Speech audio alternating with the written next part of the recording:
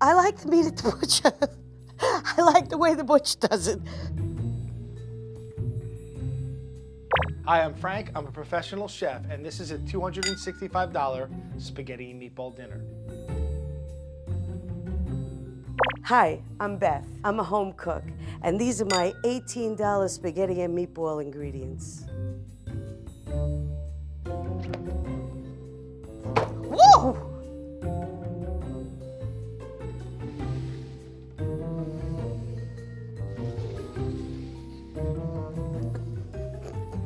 I'm not sure what this is. I think I could work with this.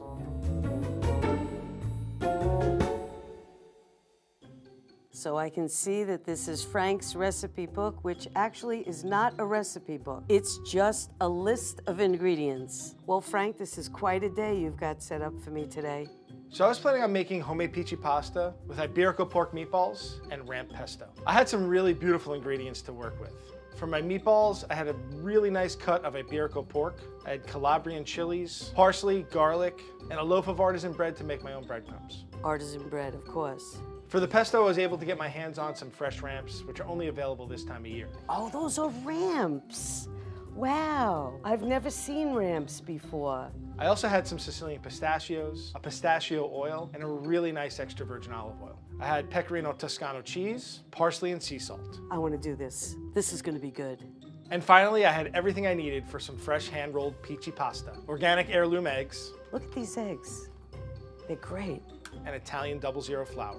Beth, I know you know your way around an Italian kitchen, so I had to throw you a bit of a curveball. I can do this. With Beth's recipe, I have some simple ingredients, things you're more likely to find in the supermarket or in your home pantry. Boxed spaghetti, ground pork, sweet Italian sausage, eggs, grated Parmesan, fennel seeds, parsley, breadcrumbs, whole milk, crushed tomatoes, garlic, and onion. These ingredients may be simple, but I'm going to use my chef magic to make them better. If I had to guess, this probably cost about $15. $18? I was close. If I had to guess, this has to be about $175. $265 for meatballs? Anything I don't use is going home. What I'm concerned about, to the best of my knowledge, I've never tasted Iberico pork. It may have been in some of the food that I've eaten in restaurants, but I don't know it. I sent Beth some fresh Iberico meat. Most people relate Iberico with ham, but what they don't realize is that there's other cuts of meat on that pig that we can use, and fresh Iberico is delicious. This pork has to be a fortune. I could definitely use a little help with these ingredients. Hi, Rhoda. Hi, Beth. It's so nice to see you. It's been a long time. It's very nice to see you. How do I use Iberico pork? This has got to be really, really expensive. Well, Iberico pork comes from special pigs grown in Spain and Portugal, and they have a diet of acorns, which gives them like a really rich and nutty flavor. The pluma cut comes from near the shoulder, and that's gonna have a really nice balance of lean meat and fat. So you're going to want to make sure it's really cold. You also want all of your equipment to be really cold. And it's helpful if you can cut the pork into strips and then you're gonna feed it into your grinder. I think that'll be great for your meatballs. Yeah, I think so too. This is gonna be good. They're gonna be amazing. Yeah, they're gonna be really great with the ramps, I think. Very cold, ice cold. The grinder is cold, just like Rhoda said. I'm a big fan of grinding my own meat. This way I get to pick the piece of meat that I grind, make sure it has enough fat and that it looks really good. And with the Iberico, it's a great lean to fat ratio. Okay, Frank, if this makes you happy, I ground the pork. It's time to make the meatballs. So what I'm gonna do is take the spaghetti meatball kind of model and make it into a fedua, which is the close cousin of paella with pasta. So you may notice that I don't have a saute pan or a saucepan in front of me, I have a paella pan. Now I've been asking the people here at Epi to do paella for a long time and they keep denying me, I don't know why. So I'm kind of going around the edges here and getting in and making a fedua. I have ground pork here, nice fatty ground pork. So let me put that aside for a sec and we're gonna grab ourselves some garlic. I don't know how much Beth said to put in this, but I'm gonna put a fair amount of garlic in this. I might as well put my gloves on now, right? I'm gonna be working with raw meat. I like to wear gloves, okay? With the garlic, I'm just gonna give it a whack. Make sure that we get off all that skin.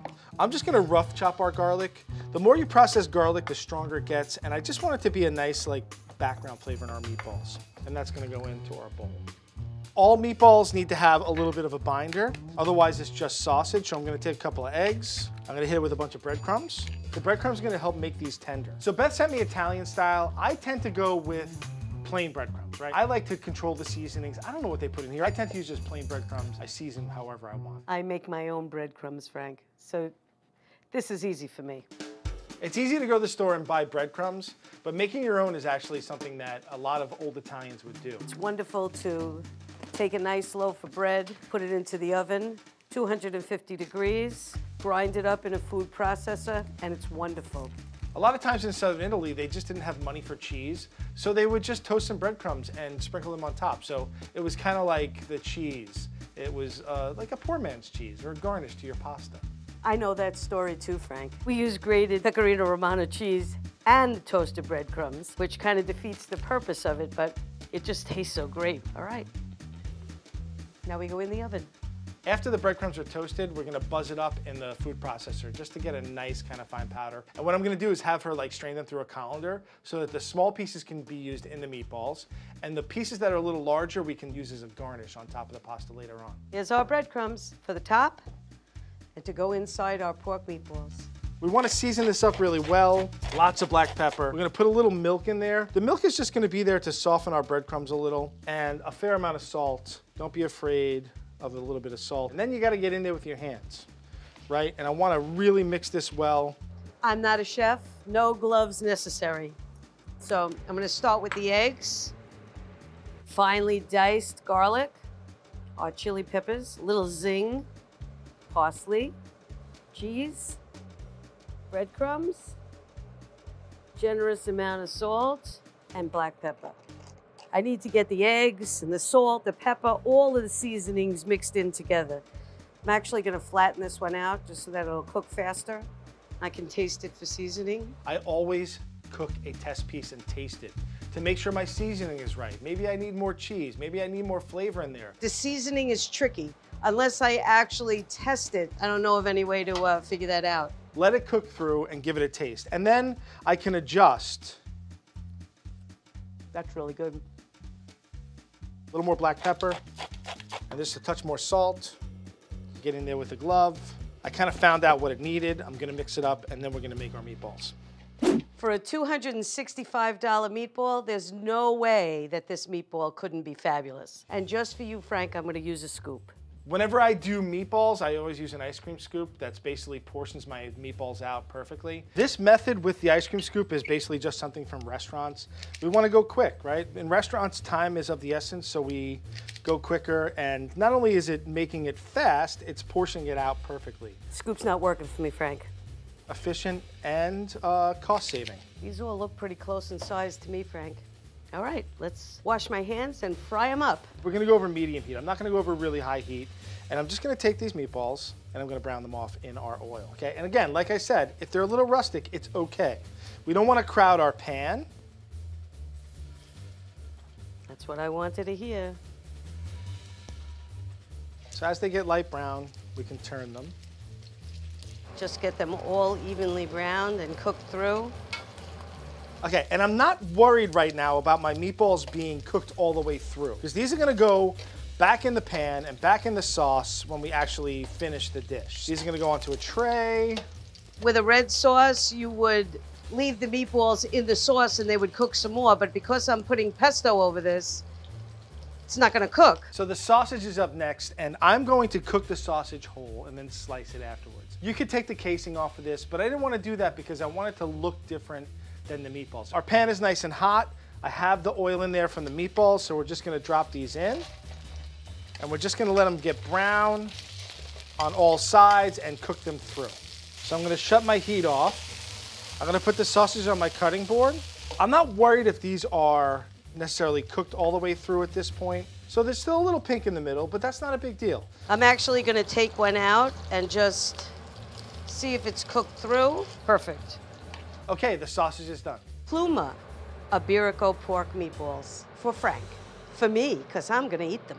Okay, it's pasta time. All right, so this is about 1 pound. Hopefully all of those cooking shows are going to help me out. Peachy pasta is kind of like a long, thick spaghetti. I really like making handmade pastas. You know, they're a little more rustic. They hold on to the sauce. Rhoda said 5 eggs. You're gonna roll them out by hand, and you want them to be a little smaller than a pencil as far as the thickness goes. They will expand a little bit when they cook. Look at the yolk. Beth sent me a spaghetti, which is just a normal spaghetti. You can use a thin spaghetti for this. We're making a fideuà, and we're gonna break these pasta noodles up and make fideos. I am trying to incorporate the egg yolks and the egg whites. Bring a little bit of the flour in at a time. I don't want to put all the flour in just in case I don't need. It feels sticky and smooth. I know you're gonna say, Chef Frank, you're not supposed to break pasta, right? But this is not an Italian dish, so I'm breaking the rules and I'm breaking the pasta. The cooking shows are so fabulous. Just from watching, I was able to do this. But I want to coat the pasta really good in the oil, and I'm gonna just toast this, right? So we want to try and get it evenly toasted, and putting oil in the pan is gonna help us with that. And I'm just gonna keep on stirring this, right? I'm gonna coat all my pasta. You want to keep moving it around so it doesn't get burnt in any specific place. I think we got this. Smooth as the baby's bottom.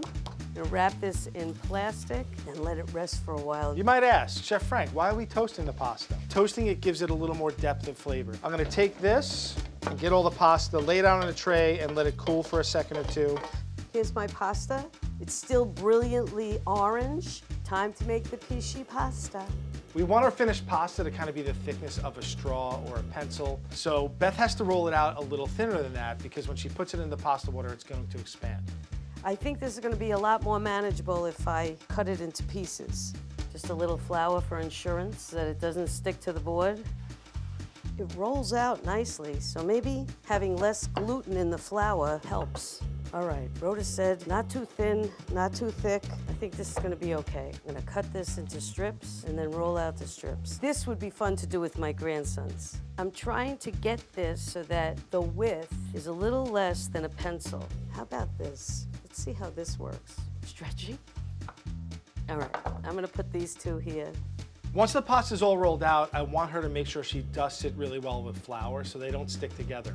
I also like to keep it in one layer on a tray. If you start to stack the pasta up, after a while it gives off a little more moisture and they start to stick together. So thin layer, dusted with flour. I'm really, really impressed.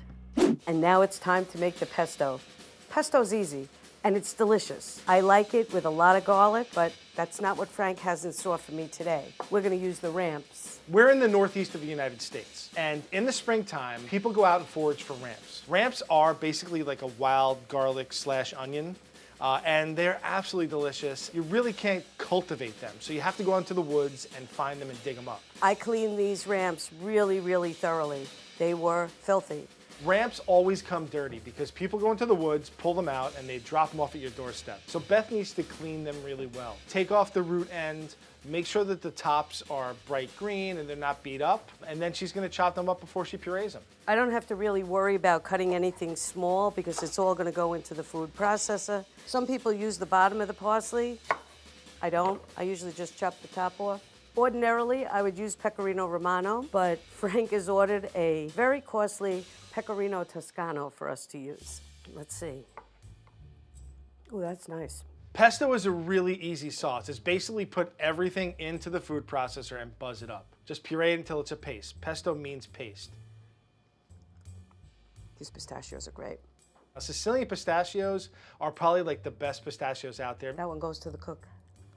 Some olive oil. This is pistachio oil. We're gonna use the pistachio oil in the pesto and as a garnish later on. And it's just gonna kind of give us a little boost of that pistachio flavor and give us a really nice deep green color as well. Lots of salt for you, Frank. Freshly ground pepper. Blends before I add more oil.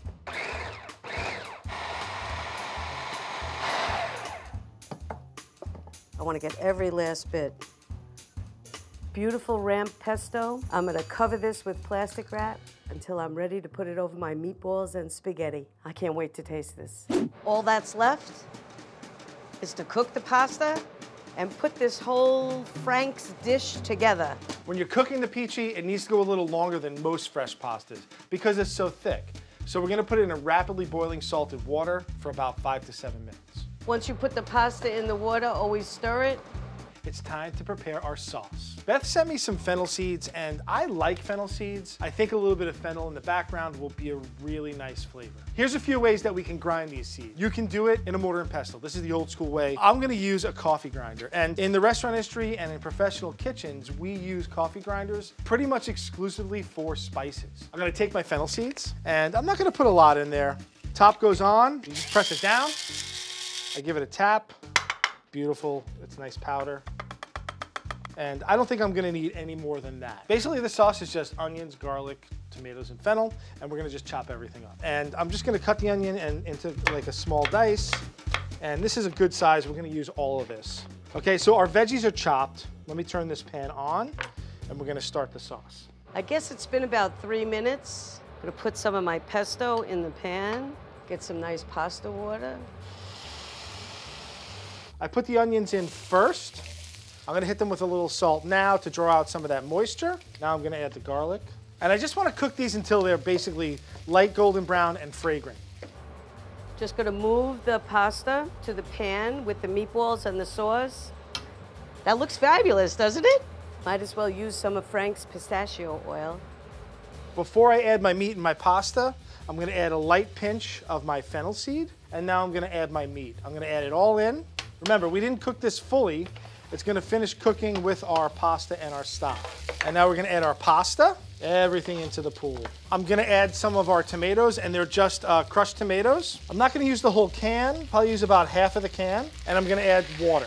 Give it a shake, make sure I have enough liquid. And I'm pretty sure I have enough liquid, I just wanna mix that up. I'm gonna hit it with some salt and pepper. It looks like a lot of salt, I know, but trust me, it's gonna be perfect. Before I let this finish cooking, I wanna give it a taste and make sure I have my seasoning right. So I'm gonna taste the sauce, basically because that sauce is gonna get absorbed into the pasta, and it's good. Now we've ate. Here are the larger chunks of breadcrumbs that I ground up before. And what we're gonna do now is toast these up with some olive oil and some salt as a nice garnish to go on top of the pasta. I wanna coat all of the breadcrumbs in the oil. After I kind of settle everything in the pan, I will turn the pan around on the burner just so it stays nice and even. You can still see there's a fair amount of moisture. You can see it's kind of sloshing around a bit. I'm gonna wait until it kind of sticks to the bottom a little more. We're right at that point where it's gonna go from golden to burnt. So I'm gonna move it. Nice and golden brown. Salt immediately. That's gonna be delicious on top of the pasta. So I give it a little shake. You can see that it's not sloshing around as much. I'm gonna shut the heat off, and we're gonna plate it. I think what Frank would do is exactly the same thing I would do. First, put down the pisci pasta. Go with some nice meatballs. Before we plate this up, I'm gonna garnish it in the pan. Normally, if I was serving this for a group of people, I'd put all the garnishes on and we'd just serve from the table. So I'm gonna do it that way. I have some parsley, and I'm just gonna tear it up. I'm not gonna be too particular. I want a little bit of that freshness on there. A little more of the extra virgin olive oil, nice kind of grassy flavor. And then a little bit of grated Parmesan cheese. Pecorino Toscano cheese. This feels like butter. It's so soft, this cheese. So I'm gonna serve myself up a little plate of this. Make sure you get a little bit of everything. We want a little bit of the meatball. We want some of the sausage. I think I want another meatball in there, right? Look at that, oh my goodness. Just a few more parsley leaves in there. Again, we're going rustic. This is family style. Just a touch more of the olive oil. And then just a little more Parmesan cheese. We don't want to go too crazy. And that is it, look at that. Some toasted breadcrumbs. Maybe just a little drizzle of pistachio oil just to give it a little shine. I can't wait to eat this. Spaghetti and meatballs.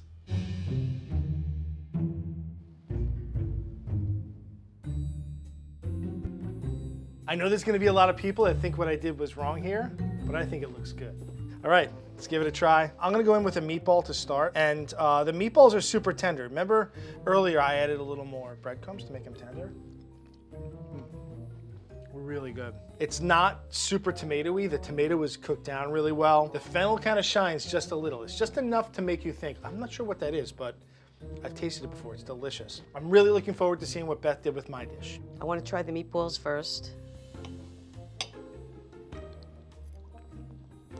It's really good. This is fabulous. You definitely can taste the pistachio. And the ramp pesto, it's not like any other pesto I've ever eaten. Frank, you have to open a restaurant. You have to open a restaurant. I'll come and cook with you. Your recipes are fabulous. Shut up with this meal, Frank. Oh. Frank! Hey, Beth, how are you? Good, how you doing? Elbows? I wish I could give you a I hug. wish I could give you a hug. It's so great to finally see you in person. This is stupid good. Oh my God. I heard that you did spectacular. I don't know if I did as good as you, but I have never made pasta. Really? I have never used any of these ingredients. I've never eaten ramps. Oh, really? I'm so glad that you enjoyed this process. I am like so happy to see you in person and genuinely just like excited. I wish we could cook together one of these days. That's really what I want to do. I want to cook together. And just, you know, I'd love to share a meal with you one of these days. Absolutely. I may take one of your courses. Oh, really? I think that would be fun. Take my hand-rolled pasta course. I will do that.